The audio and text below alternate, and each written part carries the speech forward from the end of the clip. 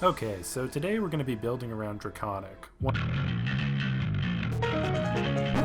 No, but seriously, we're going to force Draconic, and there's a whole lot of reasons why I'm doing this. But first, for anybody who isn't on the PBE, Draconic is the set 5 equivalent of Fortune. You buy Draconic units, and instead of prizes, you get eggs, which then hatch into Draconic units. If you manage to get all 5 of them, you get golden eggs, which legends say can even hatch into items. I've never lived long enough to confirm that, though. Unlike most traits, Draconic gives 0 advantages to your team during combat, so forcing an early 3 Draconic is not exactly a top-tier early game strategy, especially if you don't even have any 2-star units. But it is important to get them out early to start generating more eggs. You've got to have dragons to make dragons. Making dragons is basically all we're going to be accomplishing here, as the rest of our team has 0 synergy and basically 0 damage. From a team composition perspective, I don't think Vlad is a great addition to my team, but I'm not sure what I'd really put in his place. If I add a brawler, our damage is still terrible. If I add a ranger, our frontline will just continue to melt. What I'd really like to add is 3 units that do more to offset my 3 units who do nothing but make dragons. Either way, in hindsight, Ziggs was not the path forward.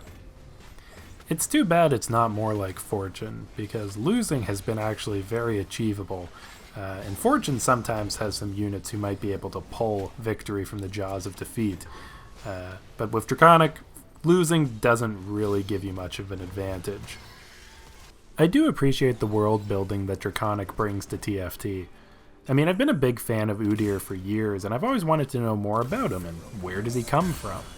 Thanks to Draconic, I now know that he hatches from an egg as a fully grown man. It gives me a lot to think about. If you haven't caught on yet, we haven't actually won a round yet, so this is going up to our 7th loss, but it's actually a bit of a fair fight here. Now, Draconic gives no combat bonuses, but if we don't kill any of their units, Abomination actually gives no bonuses either. Unfortunately, it seems our loss streak will continue to drag on. Coming off the carousel, I've decided to make a few changes to our team. First off, our team's a bit bigger, so we can have 4 Draconic. You'll notice that that has 0 benefit whatsoever over 3 Draconic, other than 1 more body to die. But we've also added Tarek, who is just a solid unit, and gives us the Verdant bonus, which is pretty sweet. It actually does something versus combat, which is a nice improvement. And we made Ash a 2-star, so we actually have some damage coming in. And look at that, a win, and we've still got 37 health left. I think it's time to start making the most of it. Trapdoor was a man. He was a dragon man. And he was just a dragon. But he was still Trapdoor! Trapdoor! Burninating the countryside, burninating the peasants, burninating all the people in the thatched roof cottages! Some would look at our build and say it's low on synergy, but they are obviously missing that we actually have 2 Ash out there at one time, which they both have 100% overlap in each other's traits. We can now really burn our opponent's 2 Ashes with our 2 Ashes. As a kid, I always used to love those Discovery shows where they would simulate what would happen if 2 animals fight, and now I can do it in TFT. If you ever wondered who would win in a fight between a swarm of dragons and a lone wolf, well, now I can tell you conclusively it would go to the dragons. And not by a particularly close margin. But as we enter the late game, we're precariously low health and still in 7th place. It's time for big moves.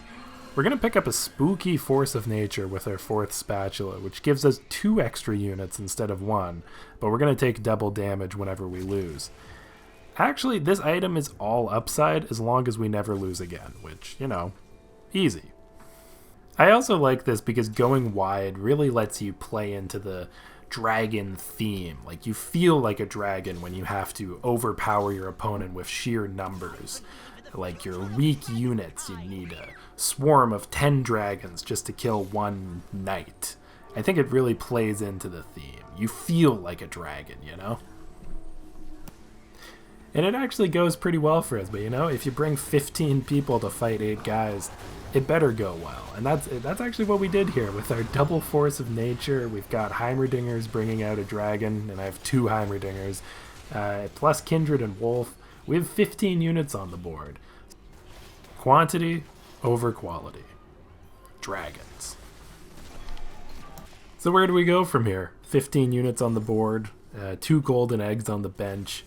The possibilities are limitless if we didn't have 22 health and take double damage whenever we lose. So unfortunately, we're going to lose here, and we're going to get 5th place. So this is like the opposite of if life gives you lemons and you make lemonades. This is if life gives you a $20 bill and you choke on it. As I get pummeled to death, if you enjoyed what you saw, make sure to drop a like and smash that subscribe button. Or, if you don't want to do that, you can come fight me IRL. But watch out, just like Udyr and Set, I emerged from my dragon egg as a fully formed buff man.